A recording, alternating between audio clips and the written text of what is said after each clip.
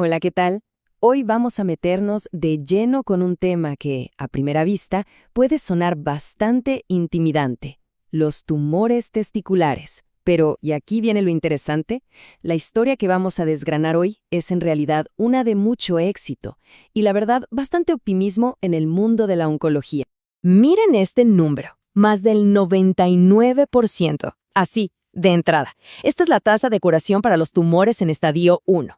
A ver, en el mundo del cáncer, una cifra así es espectacular. Esto marca la pauta de toda nuestra conversación. El pronóstico, en la gran mayoría de los casos, es excelente. Pero aquí viene la gran paradoja. A pesar de que se cura tantísimo, resulta que este es el tumor sólido más común en hombres de entre 20 y 40 años. O sea, justo en una etapa de la vida en la que, seamos sinceros, el cáncer es probablemente la última cosa que se nos pasa por la cabeza. Bueno, entonces, ¿cómo se llega al diagnóstico? El camino está muy bien trazado, es súper metódico. Vamos a ver cuáles son esos primeros pasos. Todo arranca, por lo general, con un examen clínico, donde se palpa algo duro, un bulto. De ahí, el siguiente paso, que es clave, es una ecografía. Después, se hace un análisis de sangre para buscar unos, digamos, chivatos químicos, los marcadores tumorales. Y el paso final, el que confirma todo, es la cirugía para quitar el testículo. A este procedimiento se le llama orquiectomía inguinal.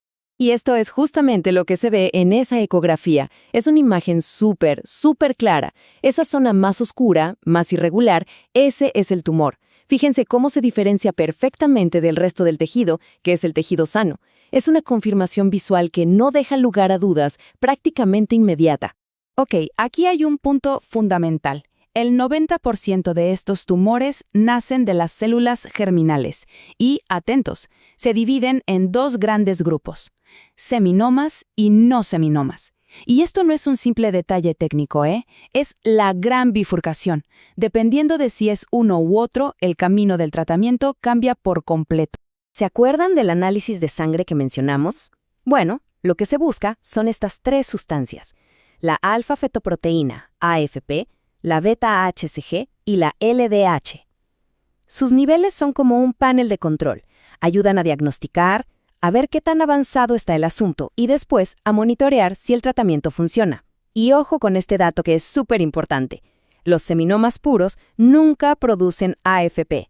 Si la AFP está alta, para todo fin práctico, estamos hablando de un no seminoma. Muy bien, ya tenemos el diagnóstico y el tipo de tumor. ¿Qué sigue ahora? Pues toca ver hasta dónde ha llegado el cáncer. A esto se le llama estadificación y es absolutamente crucial para decidir el plan de ataque. Esta imagen lo explica perfecto. Estadio I, el tumor no ha salido del testículo. Sencillo. Estadio 2, ya viajó a los ganglios linfáticos que están por detrás del abdomen. Y el estadio 3, bueno, aquí ya hablamos de metástasis a distancia, o sea que ha llegado a los pulmones, al hígado e incluso al cerebro. Es literalmente un mapa de por dónde se ha movido. Ok, y con toda esta información, ¿cómo se actúa?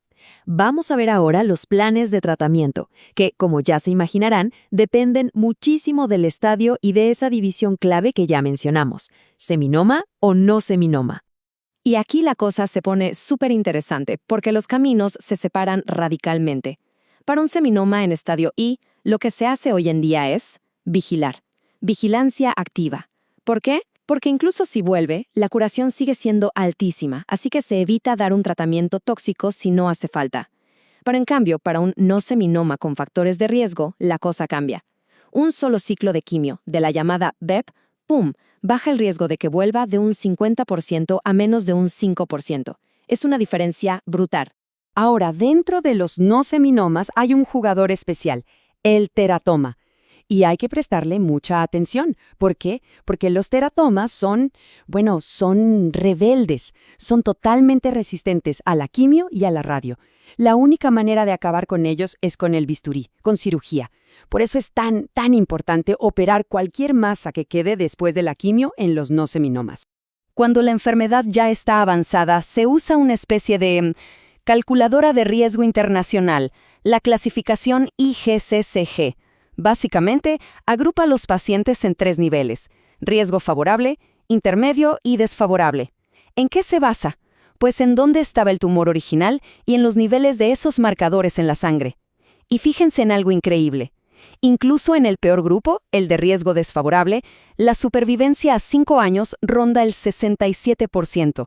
Sigue siendo una cifra muy alta. Entonces, para la enfermedad que ya se ha extendido, el tratamiento estrella es la quimioterapia. Concretamente, un cóctel de fármacos conocido como BEP. Según el grupo de riesgo en el que esté la persona, se dan entre 3 y 4 ciclos de esta combinación que es muy potente. ¿Y por qué insistimos tanto en operar lo que queda después de la quimio en los no seminomas? Piénsenlo así. Una tomografía te muestra que ahí hay algo, una masa, pero no te dice qué es ese algo. ¿Es solo cicatriz? ¿Es un teratoma? ¿O, lo más peligroso, sigue siendo cáncer activo? Y la estadística es clara. En un 10 a 15% de los casos, sí, sigue habiendo cáncer vivo ahí dentro. Por eso hay que quitarlo sí o sí. Bueno, la curación es la meta, y se alcanza en la mayoría de los casos. Pero la historia no acaba con el último ciclo de quimio. La vida después del cáncer es una nueva etapa, con sus propias reglas y desafíos. Una de las grandes preguntas es, ¿y puede volver? Pues bien, el riesgo no dura para siempre. Miren el gráfico. El 80% de las veces que vuelve lo hace en los primeros 2 años. Por eso el seguimiento en esa primera etapa es tan cercano.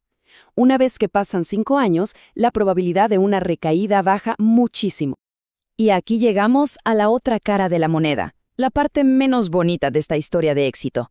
Porque curarse tiene un precio. Los mismos tratamientos que son tan efectivos para salvar vidas también pueden dejar una huella a largo plazo. Hablamos de cosas serias, por ejemplo, un mayor riesgo de tener otros cánceres en el futuro o problemas del corazón. También están los temas hormonales, como el hipogonadismo, que hace que un 15% de los supervivientes necesiten testosterona.